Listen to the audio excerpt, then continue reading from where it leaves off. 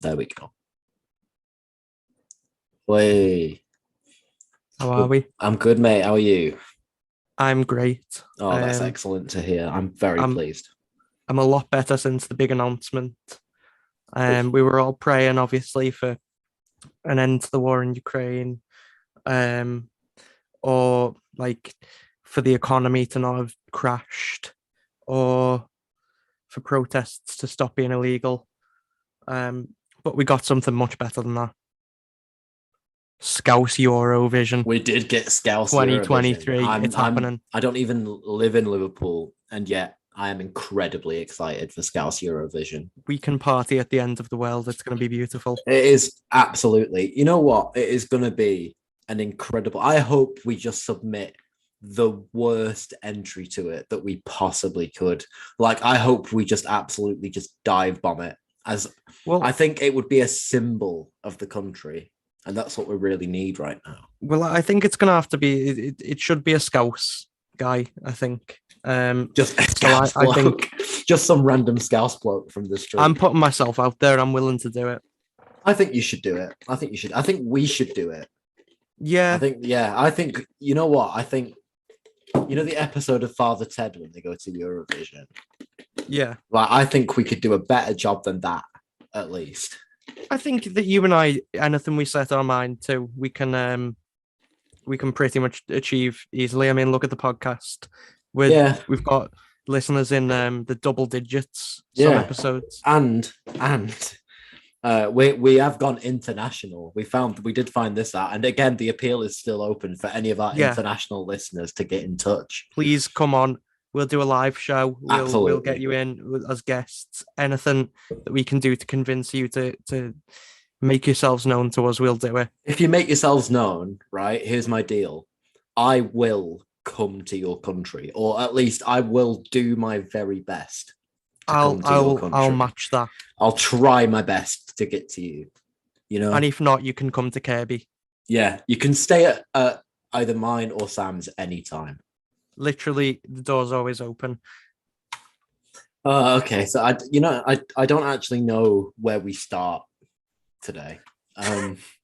Why is it? Isn't it interesting? Yeah, isn't it interesting that every time we seem to do an episode, something major has happened in the country at the moment? Yeah, or like immediately after, something major has happened in the country.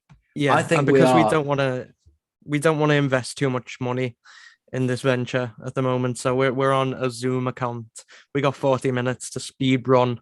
When Lenin said there are some decades where weeks happen and some weeks where decades happen, I'm not saying that we're going through a revolutionary period like he would have meant, but I do feel like I've aged about 40 fucking years. Yes, and that's just watching the news. My back's creaking. I'm making dad noises as I sit down. I'm going like, oh, every time I sit down. Yeah. It's taken its toll on me. And I'm glad that you've mentioned the money or the financial side of the podcast in that, because I can confirm that as of this morning, the podcast has actually lost £14 million as a result of Liz Truss's actions and policies. But on the brighter side, £50 million only really equates to a tenner in old money. So, we're winning, really. Yeah, you've got to look on the bright side. We're doing quite well. I pioneered a theory, and the more I think about it, the more correct it seems to be. I don't know if you saw this, Joe. Again, this is in the group chat that people who give us absurd amounts of money may or may not get access to. Princess Diana did not die in that car crash. I'm sorry, what? You're going to have to elaborate on this one. It was a fake. No. It was false. Oh. It was a plan. Of course she got away with it. She faked her death. She tracked down a young up-and-coming Shell employee by the name of Liz Truss. She brutally murdered her. She got extensive facial surgery and other surgeries to closely resemble Liz Truss. She rose through the ranks of the Conservative Party. She engineered every little bit of geopolitical intrigue over the last few years that could lead to herself becoming Prime Minister. Also, that she could get in that room with the Queen, finish the job. I think. But after that, she thought to herself, what has my life been about for these last 20 years? I wake up every morning and I look in the mirror and I don't recognize the face that looks back at me. I can't see my children. The world knows me only as a ghost. And she thought revenge didn't end it for me. Revenge didn't sate the hunger. And now she's gone Joker mode. And she is the star of Joker 2. And she's decided to unleash every bit of power she has to tank the British economy, which, to be fair, if you look at the tabloids, like 20% of the British economy has been on, I don't fucking know, flowers for Diana's funeral, and now the Queen's funeral anyway.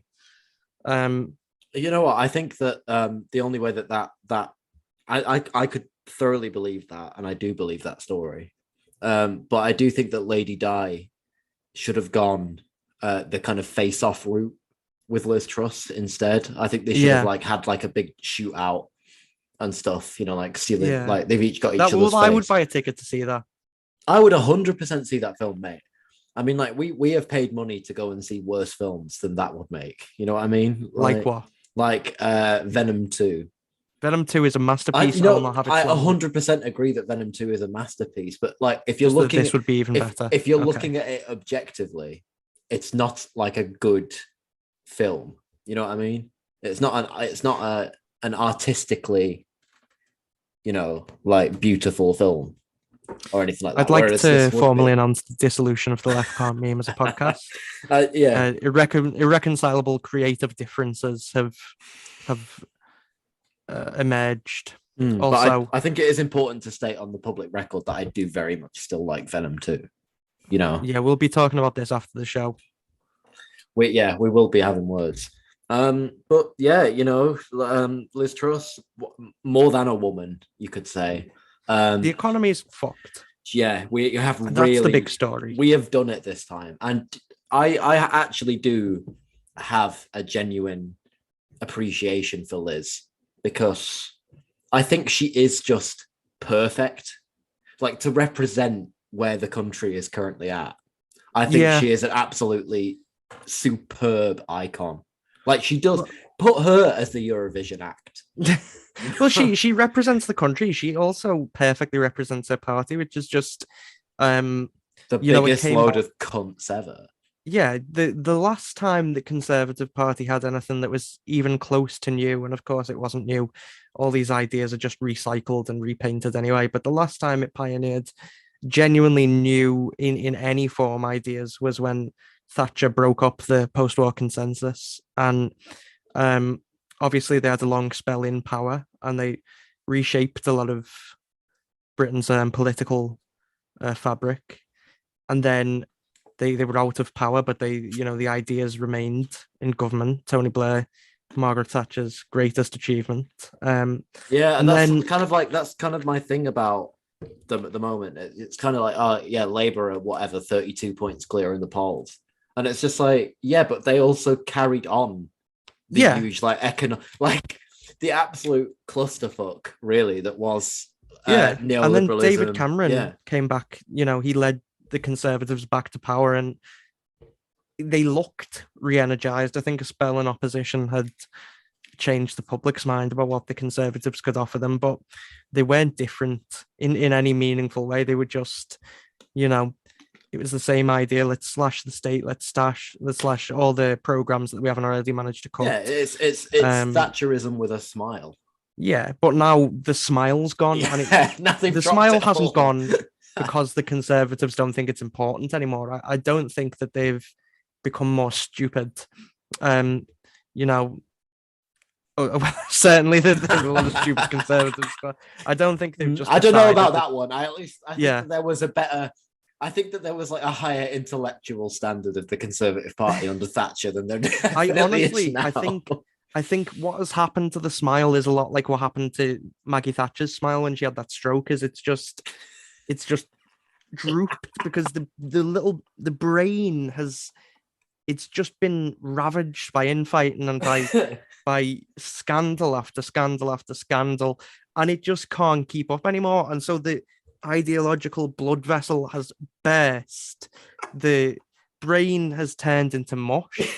And it is now just, what we're seeing now is the death rattles of a body whose mind has already died a long time ago. But look, Keir Starmer is going to be the next prime minister, barring something genuinely exceptional. I don't know. Yeah, something genuinely exceptional seems to be occurring more often than previously. I mean, it's almost as if we're reaching some sort of climax or conclusion, isn't it, to our entire modern way of life. Well, it does more desperately feel. It does more like by the day. It becomes like more and more unsustainable. Have you begun to fear nuclear war recently, Joe? No, to be honest, nuclear war is not even my concern. Like just the complete breakdown of, I think, any kind of social structure is more what I think is going to happen. And the kind of optimistic way that I'm trying to think about it so that I can reason with it in my own head is that hopefully something better will emerge from that cacophony. But in all likelihood, we are just kind of fucked now. I think, and I think we've accepted in a lot of ways that we're fucked, and we're just wandering towards Keir Starmer, and it's not the Tony Blair moment, where Tony Blair, for all the scumbag that he was and is, there was genuine excitement. There was a feeling of different. There's something different. I don't see that with people with Keir Starmer. People don't like him. I don't. And that's not me talking in my hard left communist bubble. That is in the workplace. When you talk to family, when you talk to friends, it's backed up in focus groups, in polling data, all the things that this Labour cult likes. He's just, he's the kebab at 3 o'clock in the morning. To be honest, I honestly just think that Blair was younger, to be brutally honest, and I think at the time that was something that was attractive. Yeah. Whereas now that we've had Keir Starmer's a bit wooden, isn't he? Well, yeah, but I mean, now that we've had like Blair and Cameron, and I don't even know how old Truss is. I think is she in her 40s or 50s? She's quite young. Is she in her 40s? I think. I think so. Yeah. Yeah. So youth isn't a appealing factor anymore.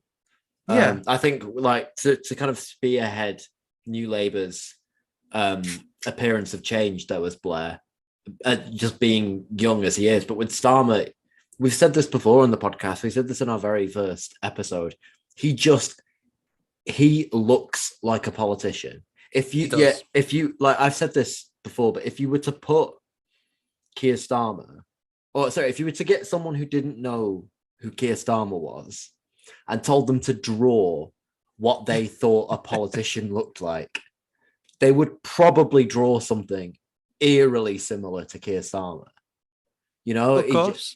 He's just, there's no excitement because, he's wooden and he just doesn't, what is appealing about him? It's like I said, he is the kebab at 3 o'clock in the morning. It's, there's no, that's what's there. It's I think his only appeal is that the Tories have just fumbled the bag. Let's be honest, I'm drunk. I haven't got the ingredients. I'm not going to go back to my flat and cook. And there's a kebab shop there. Let's buy it. But look, he's still going to give us diarrhea. He is going to be prime minister, isn't he? But I look. Do you think he'll be next though? Because this is something that has been floated, as in. I have my own personal views on it, but I'd like to hear yours. Do you think that Liz Truss will be ousted by the Tories before the next general election? Would you bear with me 1 second before I answer that?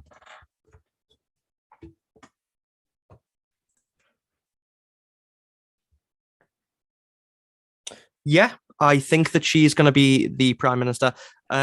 For listeners, I've just flipped a coin. Yeah, he has just flipped a coin. That was quite good. I did pause the recording, so there's like a bit of it's a bit sooner, but he did just go away, get a coin, come back, and flip it. Yeah. So Yeah, you because think she's going to be prime minister by the next who election? knows? Who knows? The Tories are fucking stupid. Yeah. I'm contradicting myself here. I don't know though, because I would it be more stupid to stick or twist at this point? Let's put it this way. You've been stabbed in the stomach 100 times, right? Is it more stupid to put a plaster on or not put a plaster on? It doesn't matter. It's not going to make a difference. So at this point, I could make an argument. The only thing that makes me lean towards that she's not going to go is that genuinely, I think a lot of Tories now know there's no way out. There's no getting back from it. And why do the thing that takes more effort? That is, you know what I mean? I mean, that is exactly what my opinion was, which is why I didn't phrase it. I wanted to see what you thought. But I don't know. I think there's more than one draw to keeping her. And I think one of them is, as you've said, because there's no there is no point in changing. But on the other hand, I think that they're better off keeping her because I just don't know if they could get away with it again. Do you know what I mean? But they haven't really got away with it, have they? I mean, I'll put my hands up. I thought that there was going to be a new leader bounce. I think I'd slowly come to accept the 3 o'clock in the morning kebab, but that's going to be what I'm going to end up eating. But I thought that they would be doing better out of this new leader, and maybe it's just the bad luck of the Queen fucking dying, and then immediately the economy crashes, which was their own making, but also it doesn't happen in isolation. There's other things at play. I've never thought she could win an election. I didn't think she could win an election. I thought you thought they would at least be doing better, right? Yeah, no, I didn't really think they would be because kind of the only thing keeping them going was some people's irrational love of Boris Johnson. Yeah. And there's nothing you can really do. It's not as widespread a phenomenon, I would say. Certainly not, but it is kind of similar to Trump's I can see that in the US. They're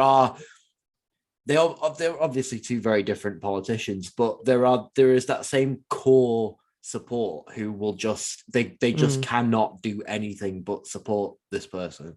And you can try and write about it as much as you want, but I don't know if there actually just is there's something ethereal. There's something we can't touch.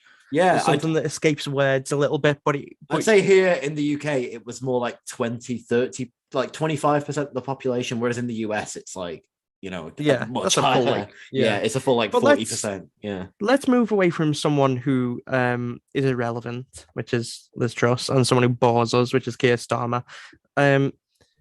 Is there anything in British politics at the moment that genuinely unironically makes you excited or optimistic at all, even if it's a tiny thing? I think that the campaign to rejoin the EU is going very well. No, there's not. There isn't, is there? There's Labour.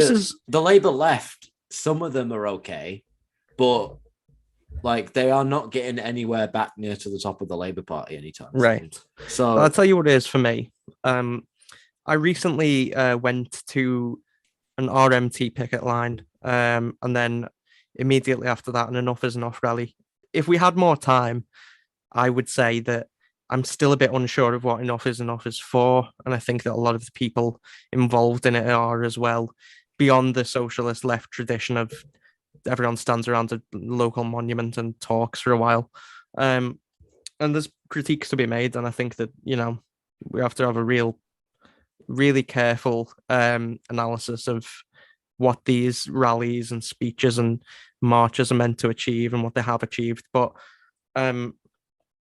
what I did like at the Liverpool Enough is Enough rally that happened a week or so ago is that Acorn gave a speech, a member from Acorn, and it was a fantastic speech. But, again, what the speeches achieve.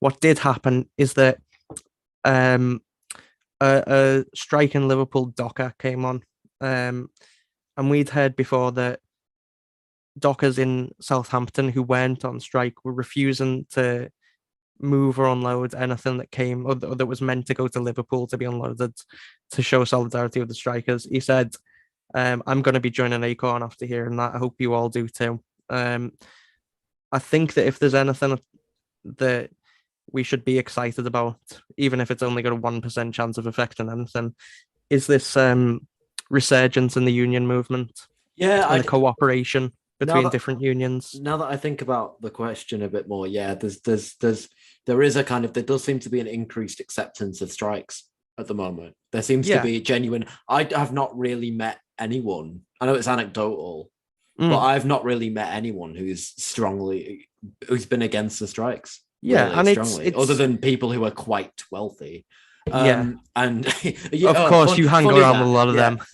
No, I don't hang around with many of them, but like it's just the kind of posh bastards that I can kind of hear, like say anything about it. Yeah. But, and I think there's that, but there's also, I've noticed a kind of something of a shift left that I've noticed anecdotally, from people, just purely as a result of how shit things are. Like Keir Starmer was the accelerationist candidate all along. I don't think it's going to be a wide enough phenomenon for it to make much of a difference, but I have noticed that the kind of like ideas are, I think what I meant to say is kind of ideas are becoming more mainstream that haven't really been floated in a while. Things like nationalizing the railways, which even the Tories are, I know they're not nationalizing the railways, but they are like reducing the amount of private control over them. And I think that ideas like that and ideas like nationalizing energy firms and utilities providers are kind of catching on a bit more and are being talked about, when for the last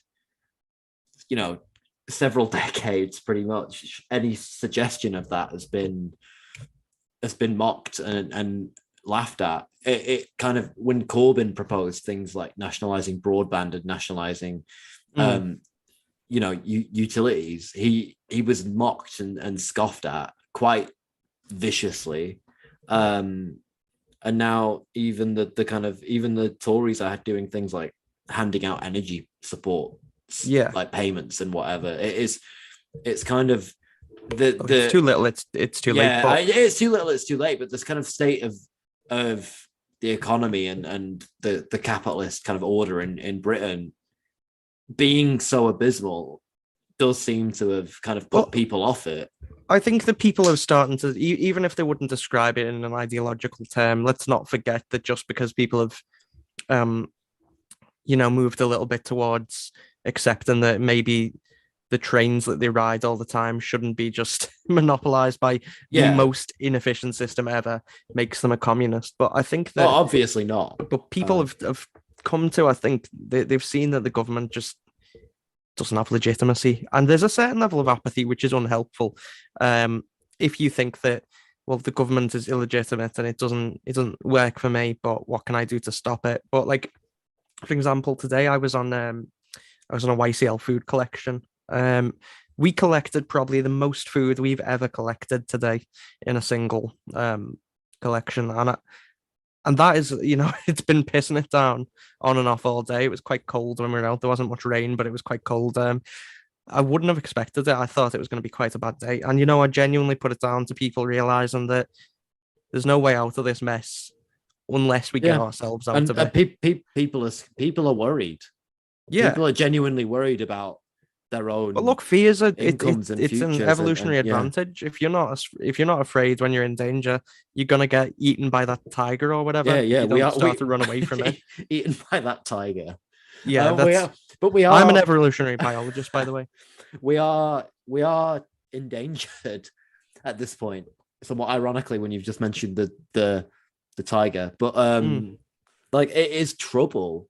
Things are genuinely very bad at the moment. Maybe we've been slapped across the face. Maybe we've had a cold jug of water poured over us, and now it's time that very slowly maybe too slowly, let's hope not, we start to do some things differently. Or maybe in 200 years, whatever's left of civilization discovers this podcast after it was all wiped out in a nuclear Armageddon and a climate crisis. But And we I become think kind that, of their Bible in a way. yeah. Yeah. Well, I think Samoa would be a good religion to lead the It's world. just- Like, What we have here in the podcast is it's a slow burn. You know, we're not thinking about monetizing it now. We're not thinking about being big now, but we are thinking about 300 years time. You know, we're planning for all Yeah. eventualities. well, our ambition is a death cult. I think. I'd love that. I think I would be a great symbol for a death cult. Hmm. I think, If we're yeah, all gonna die, let's at least do it worshipping, me and Joe. yeah, 100%. Why not? Why not? Because, you know, What do you have to lose by trying Samoa? life's too short. You know, you've got Join to a cult. Yeah, join a cult. Have some fun. And we are a fun cult. We're not a bad Yeah. cult. We're not going to make you do anything like stupid or violent or anything like that. You know, it's just chilling. It's just pure vibes. Yeah. It's watching. You do have to pledge your life to us, but yeah. Other than that, it's all fine. Really, that's the only oath you have to take. You do have to also sign your name in blood. yeah, but, you have to watch these are all Venom 2 and Kirby Revisited as well. But these are all small print details. You know, you can read the terms and conditions later.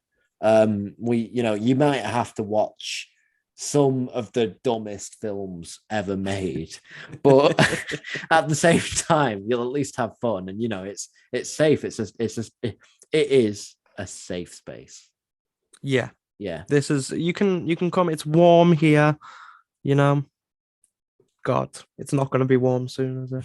It's going to be fucking freezing soon. Have you had the heating on yet? God, no. No. I'm not a fucking idiot, mate. We haven't either. But I was talking. Now, I got greatly mocked by some of our friends when I said that I'm like Iceland. Mums go to me, and the mums are my target demographic. I wonder why we mocked you. I got smeared, and people took that in a sexual context. That is not what I mean. I just mean mums love me platonically. They see me as the son they never had. Even if they do have sons, I'm the son they wish they had. And it's just affectionate. But I've noticed now that I've started to cultivate not a different market, but a subsection of that larger market, which is like nans at bus stops. Because remember that every nan has to be a mum. I just speak to old nans at bus stops all the time now. I've spoken to a lot of them about the power cuts that are coming. So I spoke to one on Friday. She was telling me she remembered the 4-day week and all that. And she was talking to a mate who's already gone and bought a load of candles. You know, people are worried. People know what's coming. Will it get to blackouts? Is it confirmed? I know they're planning. Yeah, it's planning for it. Look, eventuality. I'm not saying it 100% it's going to happen. Anything can happen between now and then. And I think that the image... Now that Ukraine's won the war. Yeah. Tweeting. Did you see the tweet? Yeah. Tweeted at Crimea. Crimea tweeted back. Yeah, I'll stick that in the image for the episode. But that is a perfect encapsulation of where the world's at as well. It's it's kind of like, oh, we've owned Russia on Twitter. Good job. Yeah, I always kind of thought the postum was where kind of it was for people who wanted to go to war, who wanted the glory of having a fight, but they just, it's too much effort and I might get shot, so let's post about it instead. No, that's basically Ukraine's actually in a war and still they can't stop posting. Yeah, they are really. To be fair to them, like they know their audience. They are really good posters in that sense. Yeah, they're going to start like posting Harry Potter memes soon. It's going to be great for them. They forged a kind of market, Yeah. Which is quite commendable. And if the country gets wiped out, by Putin using low yield nuclear weapons, at least they'll have a safe space in the metaverse. So who's really winning? We can't go wrong, really. Yeah. Good Good. Everything's good. We're in a good place. Well, yeah. At least we're not personally, immediately coming to harm. Yeah, So we've always got that to fall back on. yeah. Because that would be And if pretty you are, lame. just be glad that we aren't. Yeah. Yeah. Just think if you're kind of like, if you've just been shot, then you need to be thinking, well, at least there's these two who are alive. My podcast friends, Yeah. they're With fine. the little voices in your head. We're you guys. Come on, we're you guys. And we're telling you you're gonna be okay. Yeah. You're gonna be fine. But look, it is, I think, and I try not to be too genuine on this podcast. That's because I don't have a fucking clue what's going on. It's easier to be ironic than No, yeah, we do. be No, honest. ignore that. Scratch that from the records. Yeah. But ignore that. Ignore that remark. Shit, the grift is coming to an end, boys. Oh shit, he's fucked it.